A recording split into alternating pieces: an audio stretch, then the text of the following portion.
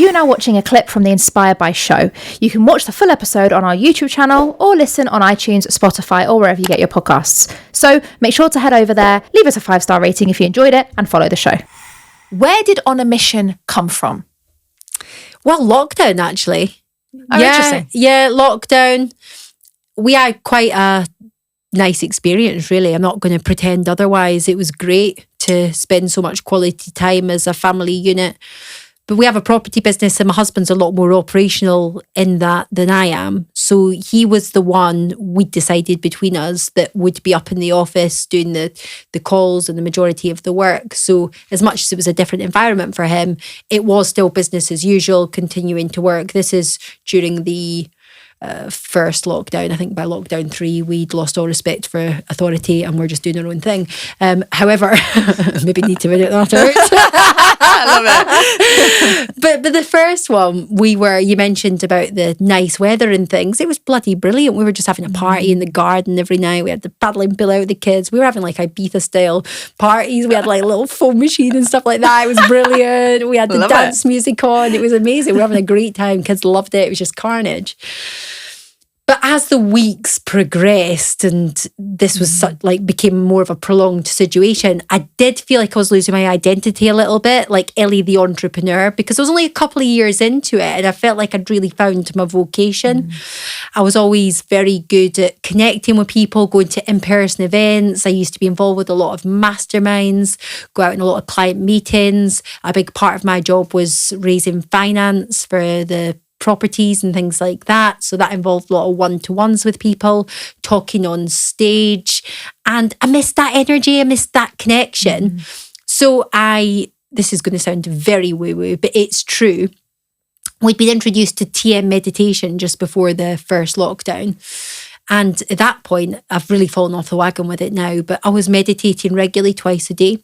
And during one of my meditations, it just came to me that I should do this online series called the Sunday series.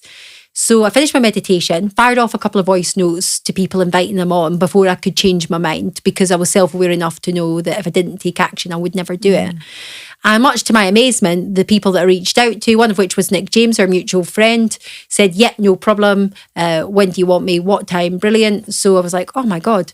And we were doing this was actually when I was drinking, 2020, doing these shows on a Sunday night from my kitchen or from our spare bedroom or our office with a glass of red wine. It was a bit like the Alan Carr chat show type of thing. Yeah. It was meant to be like an informal vibe. But again, that's interesting that we associate informal and relaxation and chill with alcohol. But anyway, I'd have my glass of red wine, and the guest, even though Nick was actually doing the 1 year no beer then, so he had his alcohol-free beer, but everyone would sit and have a drink, would have a chat. And I was basically shocked and amazed that so many people were interested in it.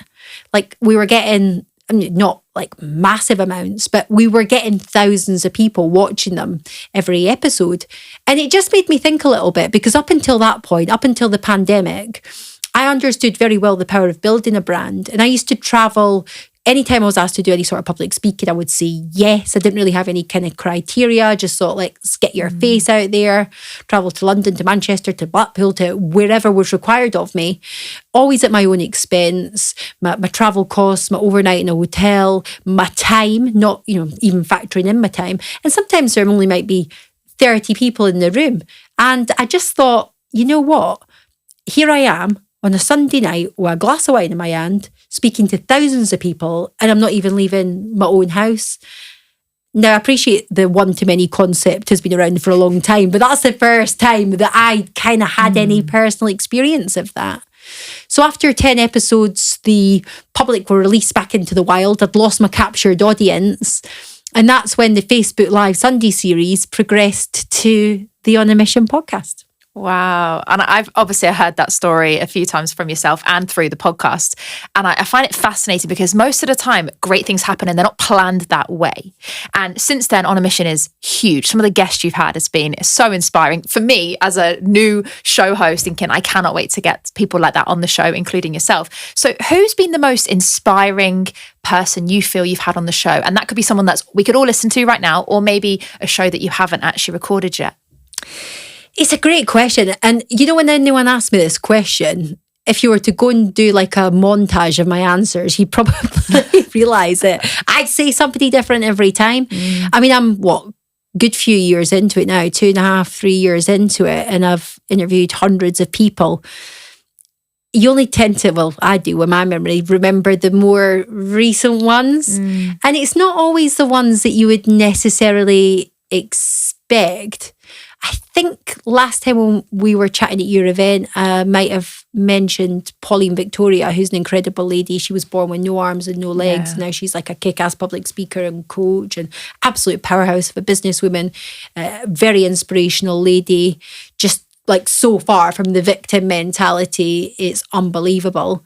With every excuse there lined up, she's just like, I will succeed in spite of that. And it's not just succeeding. She swims, she like drives a car. She's just absolutely amazing.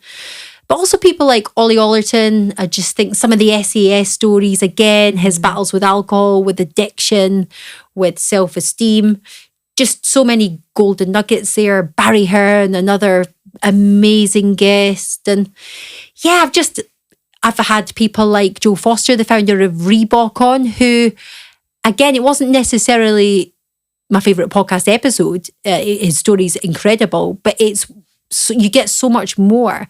You get the value from the podcast episode for yourself and obviously sharing it with your audience. But it's also about the relationships that you build with people thereafter.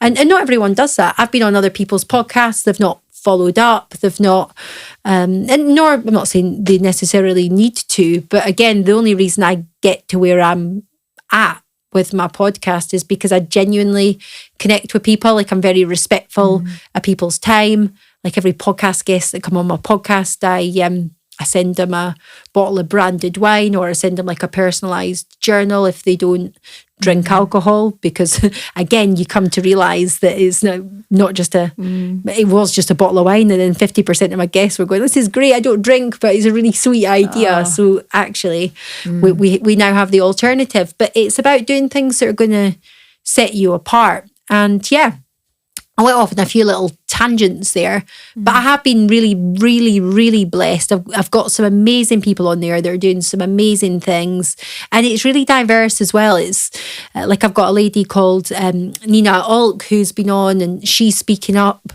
passionately about honour killings.